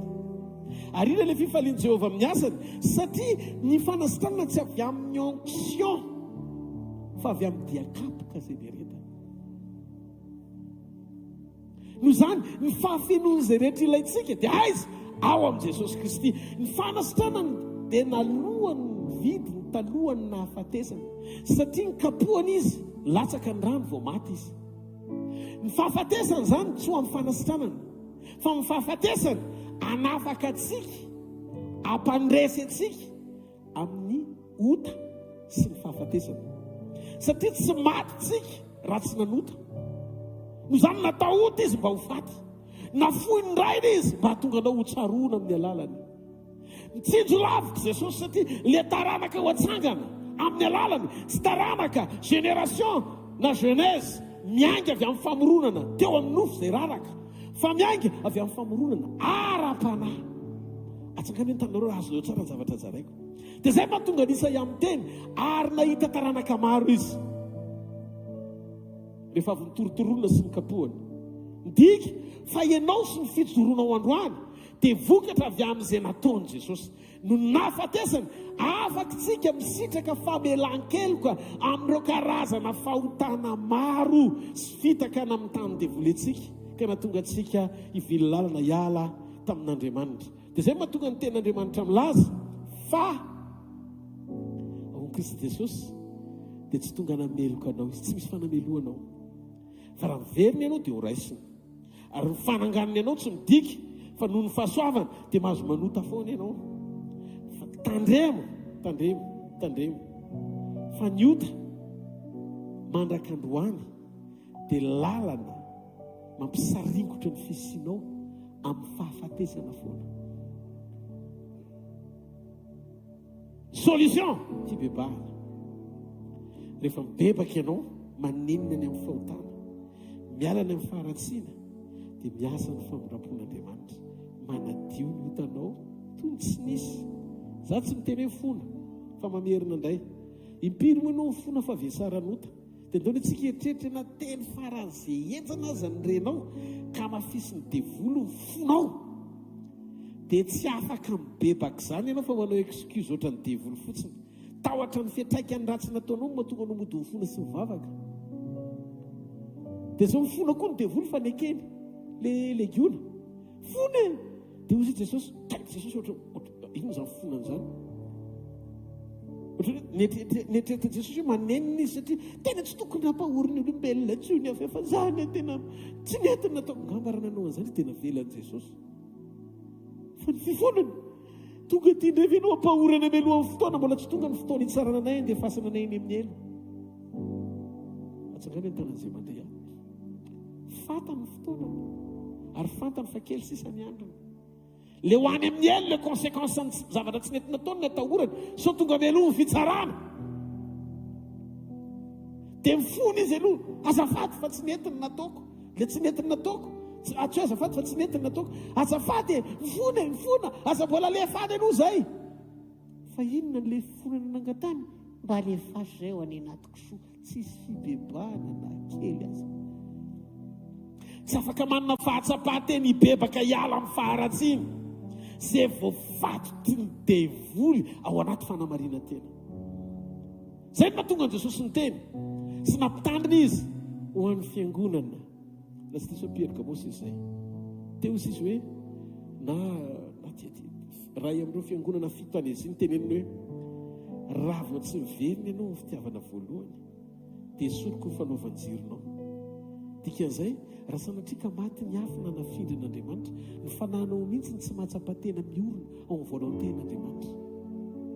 Io tsy miankina amin'ny hoe olona anankiray no itenenan'Andriamanitra fa ny hafa tsy ilazany inona. Matoy ianao tonga fiangonana dia isan'ny olom-boafidy ianao. ary maolom-boafidy ianao dia nataon'Andriamanitra ianao hanana ny fanahany ao anatinao. Fa inona loatra ny zavatra tena hiazonanao amin'ity tontolo tsy mandeha lavitra ty? Raha misy anie io vatana io ny tsy akamantsika 70 taona 40 taona eto ambony tany ohatry ny serana, maninona io no tomponao isanandro mampanota, mampangalatra, mampandangy. Rehefa tsy manana n'ilay confort ilaina eo dia ianao manomboka kizitina, tsy faly, sarotiny, satria miovatra amin'ny fiainam-panasy ny fanoloran-tena rehefa tsy fen'Andriamanitra ao anatin'ny olona. Tonga Jesosy hamonjy ianao. Ny antony nahafatesany, hanafaka anao amin'ny fahotana, hanafaka anao amin'ny faharatsiana. Aza vela izy tontolo hiazona ny fonao, hiainao anaty famendrena, miverena dia meteza hamovo amin'ny fibebahana marina, amin'ny fijoroana amin'ny sitrapon'Andriamanitra. Fiangonana ny farany ho amin'izany nahafatesany Jesosy. Dia hita taranaka izy. Ny atao hoe zanak'Andriamanitra dia tsy hoe olona andevozy ny sitrapony nofo. Jona toko voalohany ny 9:7 andraso kely kalongany. Teny mpahamarinana io teny io, natao ho ahy sy natao ho anao. Ny zanaka mora tarihany fanahy, ny zanaka miaino ny feo an'Andriamanitra. Ny zanak'Andriamanitra, Jaona apôstôly dia nanotra amin'ny epistily izay soratany, fa sady tsy mora manota, tsy kinga amin'ny fahotana. Ny zanaka mataratra, tsy manaja ny rainy. Amen. Ny zanaka sady feno fahasoavana, ny olona manaiky hiaina ny sitrapon'Andriamanitra. Rehefa nitsangana Jesosy dia misy fanantenana ny fananganana antsika amin'ny fotoana iverenany. Tady idio ny tenin'Andriamanitra dia milaza fa no ny hery ny fitsanganany nandresy ny fahafatesana, nananantsika hery ny anapaka amin'ny fahafatesana sy ny tontolony. Ary vokatry ny fandreseny io ihany koa ny tsy maintsy hahatonga ny fahafatesana resy tanteraka amin'ny fotoana isehoany. Ary andevonan'Andriamanitra ny hery ny fahafatesana amin'ny fotoana iverenany apakatra antsika. Rehefa tonga izy dia hitafiny tsy fahalovantsika no ny hery ny fitsanganany tamin'ny maty. Io ny fisehoany ny zavatra rehetra ahafeno ny fipetrany famonjena. Voanandray an'i Jesosy ianao fanahy ao anatinao no fisoveny voalohany, ny aina eny an-dalam-pamonjena. Ary nofo ny andro ny fotoana isehoany hitafiana tsy fahalovana, feno ny fipetrany famonjena. Amin'izay fotoana izay ny fahafatesana no reseny kalevina. Efa vita ny fandresena tamin'izy maty, nitsangana tamin'ny maty ilay fandresena, izay le fitsanganany tamin'ny maty. Fa le voniny rehefa iseho izy ka novanao hitafy ilay endriky tsy fahalovana izay nandreseny teo amin'ny toeranao 2 taona lasa. Noho izany Jesosy ny olona fantatra Andriamanitra indrindra, tsy mahafantatra ankoatran'i Jesosy izy. Raha izany tonantonana makany amin'ny ray, tsy amin'ny alalan'i Jesosy sady tsy hitany tsy fantany, satria Jesosy nafeno fipetra-pahatanterahana hamonjy ahy, ary teo amin'ny toerako no nijoroany teo anatrehan'ny ray, nanomezany ray lamosina azy teo amin'ny azo fijaliana. Fa nony aminy no ijoroako eo anatrehan'ny ray mba handovako ny fahamarinany sy ny fanamarinany mamaim-poana ahalalany ray ahy. Amen. Ary amin'ny fotoana iverenany, satria nahatanteraka izy ny fijoroana hatramin'ny farany no ny fahamasinany sy nananganany ray azy, dia afaka manantenina fiainana tsara lavitra ao aminy amin'ny alalan'ny fandianako tsy misy tsiny eo anatrehany, satria joro mahatoky amin'ny foko manontolo ahy, fa manana fanantenana na amin'ny androany na amin'ny hoavy, fa tsy andao amandrakizay. Jesosy mpanjaka ny mpanjaka, sy tompony tompo. Halleluja! Izany ny zava-miafina tao ambadiky ny fitsanganan'i Jesosy Kristy tompo tamin'ny maty. Fitsangana amin'ny toerana misy ianao.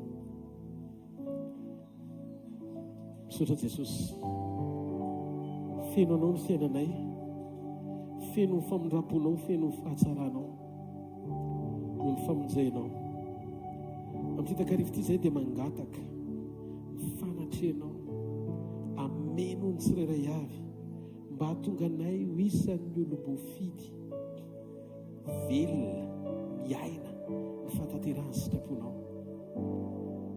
Mba homarina aminay amin'ity androandroany zoma ty, ny herina hafatesanao ary hery sy reharehanay, ny hery fitsangananao tamin'ny maty mitoeranay, anananay antoka, anananay fifaliana fa tsy amin'izao fiainan'izao ihany, fa nanomana mandrakizay tsara lavitra ianao iainanay sisitranay ny atao hoe fahasambarana mandrakizay miaraka aminao. Vavahinao amin'ny toerana misy ianao, tenenao Andriamanitra, tia mifoko Jesosy, vaitateraka ifanaraka amin'ny sitraponao, matso amin'ny anganongano ny fanimpoko anao, fa niaraka maty taminao aho, niara-nomboana tamin'ny hazo fijaliana niaraka taminao aho, ary momba azy sy nofoko ary ny sitrapoko rehetra dia tahaka ny apôstôly Paoly, efa niara-nomboana tamin'ny hazo fijaliana tao amin'ny Kristy Jesosy aho Jesy Paoly, ary mivelona tamin'ny fitiavany aho, satria tsy za tsono mivelona fa izy amin'izay mivelona atao anatiko. Tsy manana fo fankalana, tsy manana fo tsy mahay mamely zany tsony, tsy manana fo lotika, feno fahatezerana, feno fialonana, feno faharatsiana, tsy atao anatiko intsony zany. Jesosy nivokatry ny fanahynao atao anatiko, ianao mivelona atao anatiko, fonena, fo fitiavana, fo famindram-po, mampijoro amin'ny programa sy ny sitraponao. Anao a Jesosy mandrakizay, sotra ny amin'ny fanatrehanao, ny amin'ny fanangananao, manao mifankasitrahana mandrakizay. Amen. Tiafa mafy Andriamanitra, mahazo toerana aza misy miala fa mbola hivavaka isika aorian'ny filazana. Aleluia. Da i Jesosy tsika rehetra ndao nomana mifanatitra ho an'Andriamanitra tsika, ary tsy ao anatin'iny box iny izay rehetra vokatry ny fonao no maninao omena an'i Jesosy androany dia makasitra azy tamin'izay rehetra koa nataony teo amin'ny fiainantsika. Misaotra an'Andriamanitra tsika, ary rapitso ny programantsika eto miaraka misaotra manome voninahitra an'Andriamanitra tsika eto amin'ity toerana amin'ny fito maraina ny fotoana rapitso ao anatin'ny fotoana ny communion iarahantsika manome voninahitra an'Andriamanitra eto, ary dia efa mampiomana antsika sady koa ao anatin'izany fotoana rapitso izany rapitsika miaraka manome voninahitra an'Andriamanitra, miaraba ny mpanompon'Andriamanitra ao anatin'izao fotoana ny Pasika izao. Dia rapitso samy mba miomana kely amin'izay tsika amin'izay fiarabana ny ray aman-dreny izay.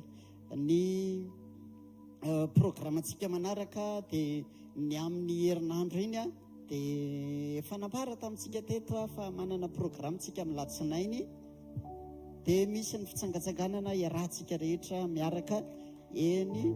Alleluia. Appuie les pieds. Ya, eny Tourdosy eo amin'ny bypass le toerana. Somary repère kely mba ahitantsika anazy raha mandeha amin'iny ho any amin'ny bypass iny nareo dia mahita lalam-by izay manapaka eo ampovoan'ny arabe. Dia raha mandeha tongotra ianao manaraka n'io lalam-by io ngamba ataoko 50 mètres miala eo dia tonga dia ao le toerana misy vavahady izay eo aloha eo. Fa raha ohatra indray ka manaraka arabe izany dia eo ampitan'ny LGCO plus le misy inoma terrain io, dia eo ampitany misy arabe mihodina ao ambadika eo dia mandeha parallèle amin'iny goudron iny izy, dia mitsofoka kely eo alohaloha eo le toerana. Amin'ny folo ny fotoanantsika eny toerana, izany hoe eny tsy maintsy misy mifampijerijery eny tsika dia mba mora ahitantsika ny toerana io. Noho izany dia tsy misy sekoly amin'ny latsinainy, le fo maraina rehetra aloha izany afaka tsisy sekoly amin'ny latsinainy, fa talata kosa misy sekoly satria vita fitsaikatsakana. Ya dia izay programantsika latsinainy izany, ny talata misy ny sekoly sekoly ny fanasitranana etsy amin'ny saopy ao amin'ny rihana faharoa, mbola tsy fantatrao le izy etsy ambany etsy, dia amin'ny fito ka hatramin'ny valo sasany izay fotoana izay. Ohatr'izay koa ny alarobia dia miaraka amin'ny sekolin'ny fitahim-pana sy ny fanambiana toetritsika amin'ny fito maraina ihany koa io fotoana ny alarobia io. Alleluia. Ny zomatsika dia eto amin'ity toerany ity ihany miaraka misaotra ny tompo eto amin'ny zoma amin'ny herin'ny androany amin'ny 4 ora tolakandro ny fotoanantsika, dia ohatr'izay koa ny fotoanantsika ny sabotsy. Ta iny Jesosy tsika rehetra. Ankoatr'izay raha tsy manana fiangonana tsy mahita toerana alehanao rehefa isaky ny lahady a dia misy vondrombavaka maromaro eto Antananarivo eto dia manatona ny tompona andraikitra ianao manontany izay mba mety akaiky ianao a mba ahafahanao manatona n'izany fotoana izany a mitohy amin'ny fitezam-panahy amin'izay tonga dia feno ny semaine. Alleloia. Da in Jesosy sy aza dininy manaraka ny radio antsika ao amin'ny 90.8 FM. Ta in Jesosy ianao manasanao hitsangana aijiro ny tananao dia dia hivavaka ho an'ny fanatitra isika. Mankasitraka misaotra manome voninahitra ray amin'ny anaran'i Jesosy a. Misaotra ny amin'ny fahafahanay mijoro mitondra ny fanatitra eto anatrehanao. Misaotra fa ianao ny taha ianao nanambona ny tsirairay ary araka ny teninao tokoa hoe aoka tsy sisy eo foana eo anatrehako tsy mitondra fanatitra. Ianao no maimboninahitra Andriamanitra.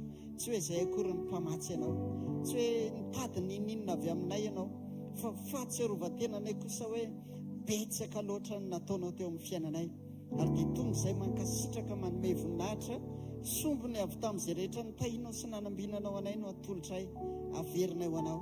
Mba hankasitrao izany ray amin'ny anaran'i Jesosy. Ary mihoatra noho izany izahay mihitsy mifanatitra velona atolotra eo anatrehanao mba ho fanomezam-boninahitra anao ny andronay ray manontolo.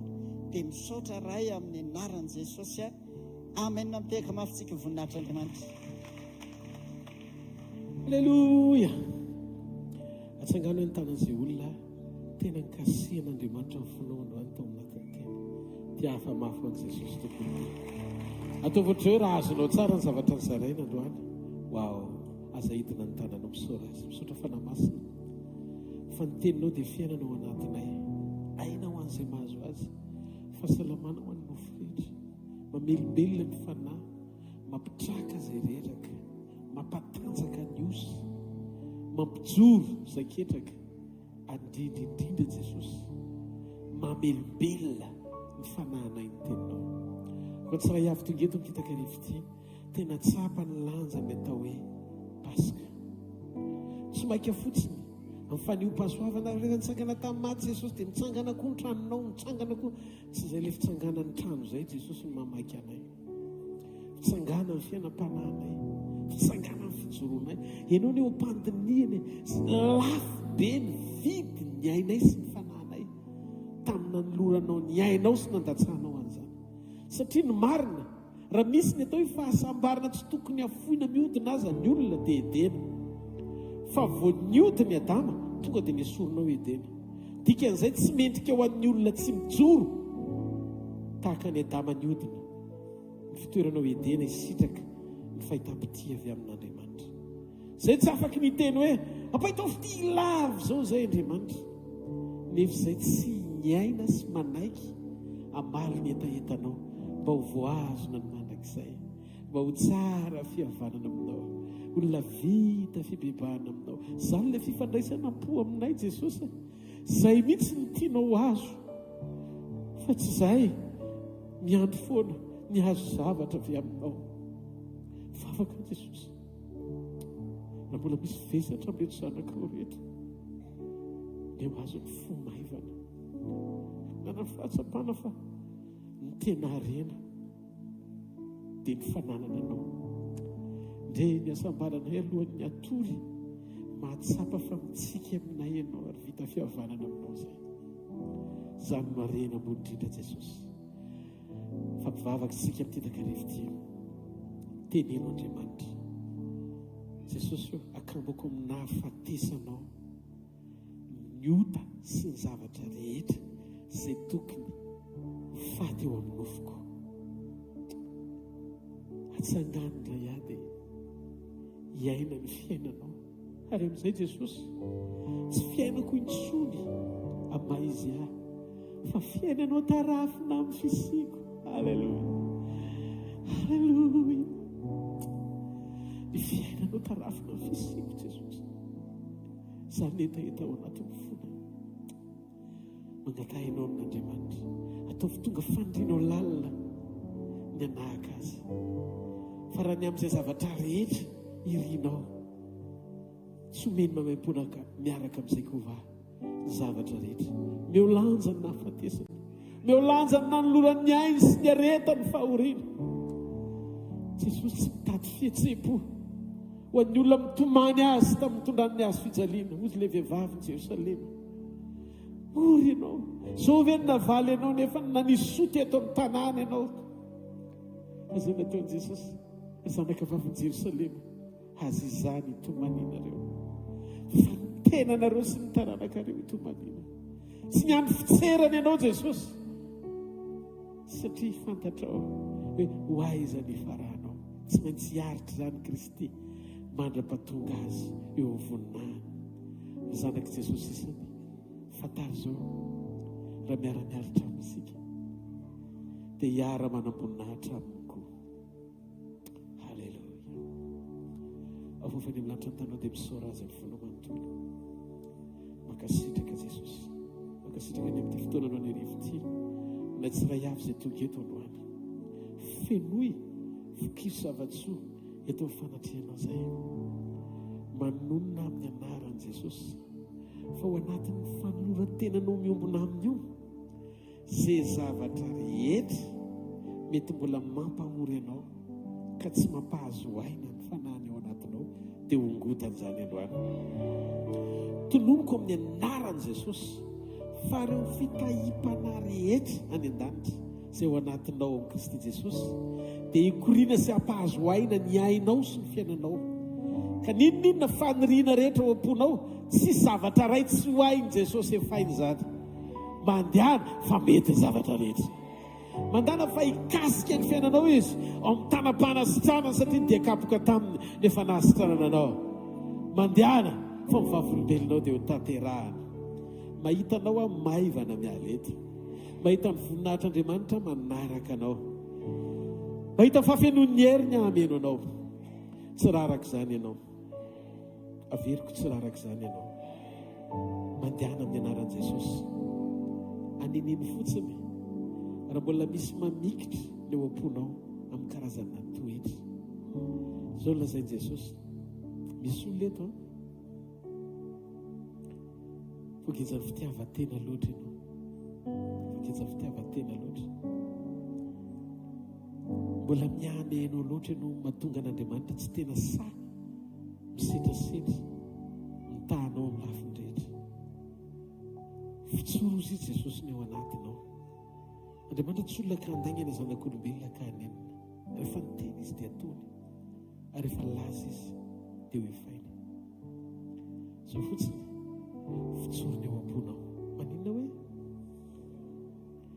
aza mialy loatra ny ainao fa toa vitan'Andriamanitra, toa vitan'Andriamanitra ny asarobidiny fisiny ao anatinao. Dia mandehana ohatran'izay nijoro vavolombelona rehetra ka namotsitra izy sy namela ny hafa dia nysitranany satsany sitranany.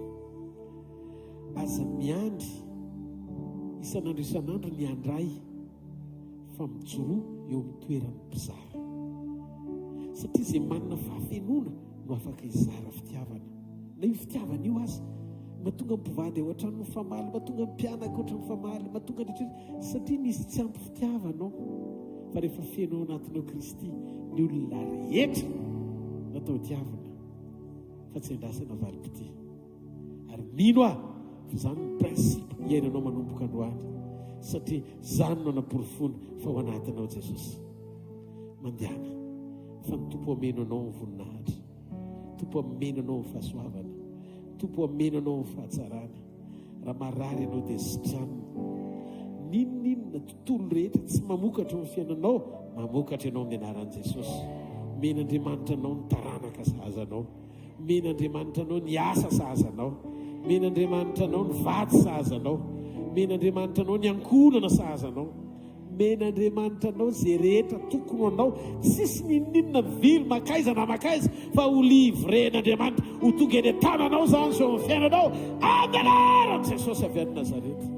Mandana fa ampo anao ny fahasoavany. Zareo no akaikinao ampo anao ny fahasoavany.